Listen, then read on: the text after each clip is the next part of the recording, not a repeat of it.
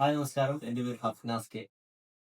ഇന്ന് നമ്മുടെയൊക്കെ നിത്യജീവിതത്തിൽ വളരെ ഉപകാരപ്രദമായിട്ടുള്ള നിങ്ങൾക്ക് റിലേറ്റ് ചെയ്യാൻ പറ്റുന്ന നമ്മുടെ ഇൻസ്റ്റിറ്റ്യൂട്ടിൽ കഴിഞ്ഞ ദിവസം ഉണ്ടായ ഒരു സംഭവത്തെ കുറിച്ചാണ് പറയാനായിട്ട് വരുന്നത്. നമ്മുടെ ഒരു സ്റ്റുഡന്റിന്റെ അടുത്ത് അവന്റെ എക്സാംസിൽ മാർക്ക് കുറഞ്ഞു പോകുന്നതിനെ പറ്റിയിട്ട് അവൻ സ്റ്റഡീസിലുള്ള അവന്റെ ഫ്രസ്ട്രേഷനെ കുറിച്ചിട്ടൊക്കെ സംസാരിക്കുന്നതിനിടയിൽ അവൻ പറഞ്ഞൊരു പോയിന്റ് നമ്മൾ ഓരോരുത്തരെയും വല്ലാണ്ട് ചിന്തിപ്പിക്കുന്ന പോയിന്റാണ്. എന്റെ പാരന്റ്സിന് ഹാപ്പിനെസ് കിട്ടുന്നത് എനിക്ക് എക്സാമിന് സ്കോർ നന്നായിട്ട് കിട്ടുന്ന ഒരു സമയത്ത് മാത്രമാണ്. അവരത് മാത്രമാണ് എന്നിൽ നിന്നും ആഗ്രഹിക്കുന്നത് എന്നുള്ളതാണ് ആ പയ്യൻ പറഞ്ഞൊരു കാര്യം.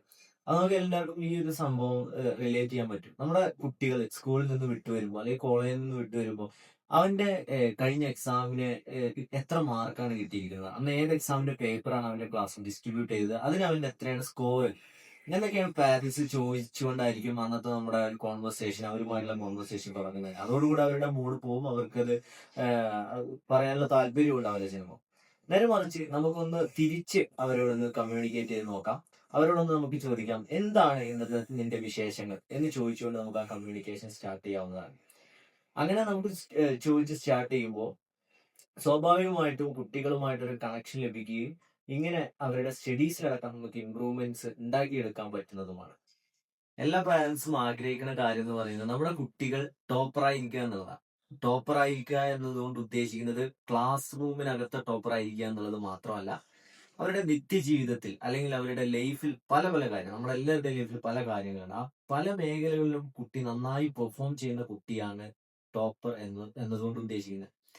അപ്പം കുട്ടികളെ സ്റ്റഡീസിൽ മാത്രം നമ്മൾ കോൺസെൻട്രേറ്റ് ചെയ്യുന്നു, അവരുടെ മാർക്ക് കിട്ടുമ്പോൾ മാത്രം നമ്മൾ സന്തോഷിക്കുന്നു എന്നതിന്റെ അപ്പുറത്തേക്ക് അവരുടെ ജീവിതത്തിലുള്ള മറ്റുള്ള കാര്യങ്ങളായിക്കോട്ടെ, വേറുള്ള ആളുകളുമായി കമ്മ്യൂണിക്കേഷൻ നടന്നതായിക്കോട്ടെ, സ്പോർട്സ് ഇവന്റ് ആയിക്കോട്ടെ, അല്ലെങ്കിൽ എന്തെങ്കിലും ആർട്സ് ഇവന്റ് ആയിക്കോട്ടെ, മറ്റെന്തെങ്കിലും അവർക്ക് ഇഷ്ടപ്പെട്ട കാര്യങ്ങളിൽ അവർ മുന്നേറുന്ന സമയത്തും നമ്മൾ അവരെ പ്രോത്സാഹിപ്പിച്ച് കൊടുക്കേണ്ടതായിട്ടുണ്ട്.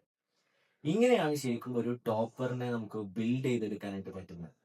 തീർച്ചയായിട്ടും ഇന്നത്തെ കണ്ടന്റ് നിങ്ങൾക്ക് എല്ലാവർക്കും ഇഷ്ടപ്പെട്ടു എന്ന് വിചാരിക്കുന്നു. ഇനിയും കൂടുതൽ കണ്ടന്റുകൾക്ക് വേണ്ടിയിട്ട് നിങ്ങൾ യൂട്യൂബിലാണ് കാണുന്നത് എങ്കിൽ നമ്മുടെ ചാനൽ സബ്സ്ക്രൈബ് ചെയ്ത് വെക്കുക.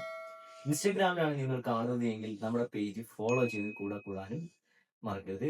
ഫേസ്ബുക്കിലാണെങ്കിൽ നിങ്ങൾ ഫോളോ ചെയ്യുക. Okay, thank you.